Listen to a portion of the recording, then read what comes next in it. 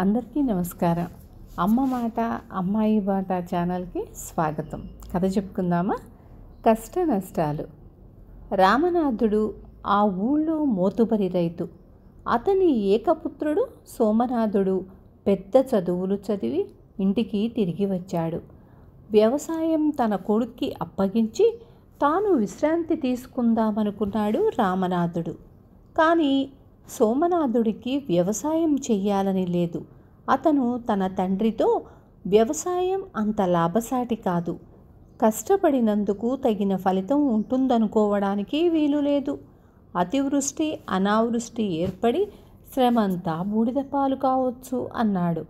కొడుకు మాటలకు నివ్వెరపోయిన రామనాథుడు, అయితే ఏం చెయ్యాలని నీ ఉద్దేశ్యం అని అడిగాడు. సోమనాథుడు ఆ ఊళ్ళోని లక్షల మీద వ్యాపారం చేస్తున్న ఒక ప్రముఖుణ్ణి కలుసుకొని ఏ విధమైన వ్యాపారం లాభసాటిగా ఉంటుందంటారు అని అడిగాడు. ఆ వ్యాపారి నిట్టూర్చి, ఏం వ్యాపారం నాయనా, చదువుకున్నవాడివి, చూస్తూ చూస్తూ ఈ రొంపిలో ఎందుకు దిగుతావు? వ్యాపారం వెనుకటి అంత లాభసాటిగా ఉండటం లేదు. వ్యాపారస్తులు జాస్తి అయ్యారు, పోటీ హెచ్చింది. వ్యాపారం చేసుకునేవాడికి సుఖం లేదు, శాంతి లేదు అన్నాడు దిగులుగా. వ్యాపారంలో గల కష్టనష్టాలను గురించి వివరంగా విన్నాక సోమనాథుడికి వ్యాపారం మీద విముఖత్వం పుట్టింది.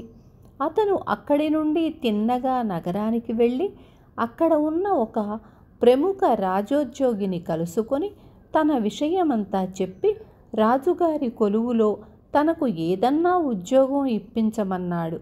రాజోద్యోగి ఇలా చెప్పాడు, ఎందుకు నాయనా రాజుగారి కొలువు చేస్తానంటావు? రాజుగారి దివాణంలో ఉద్యోగం చెయ్యటమంటే కత్తి మీద సామే.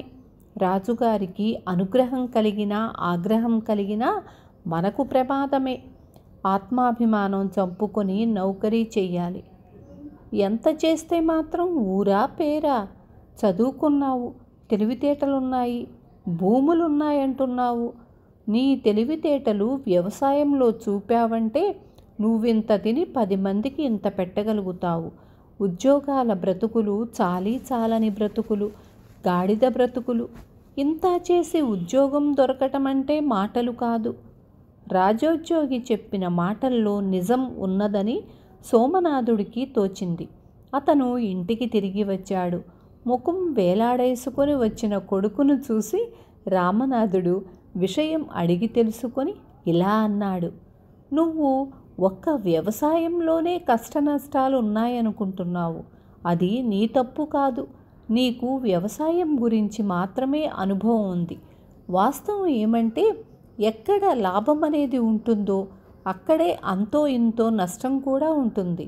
అలాగే సుఖం ఉండే చోటనే ఎంతో కొంత కష్టం కూడా ఉంటుంది.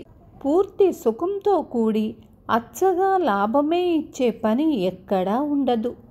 జీవితంలో కష్టనష్టాలు అడుగడుగునా ఉంటాయి. మనిషికి కావలసినది దీక్ష, ఆత్మస్థైర్యమును. ఇవి ఉంటే ఎక్కడ కష్టనష్టాలు కలిగినా వాటిని ఎదుర్కొని జయించవచ్చు. సోమనాథుడి మనసు తండ్రి మాటలతో దృఢపడింది. అతను వ్యవసాయమే చేపట్టి సమర్థుడనిపించుకున్నాడు. విన్నారు కదా, ఏ పనిలోనైనా కష్టనష్టాలు అన్నీ ఉంటాయి. కానీ మనం ఒక పని మొదలుపెట్టినప్పుడు దానిలో ముందుకెళ్ళాలి ధైర్యంగా. రేపు మళ్ళీ ఇంకొక మంచి కథతో మీ ముందుకు వస్తాను.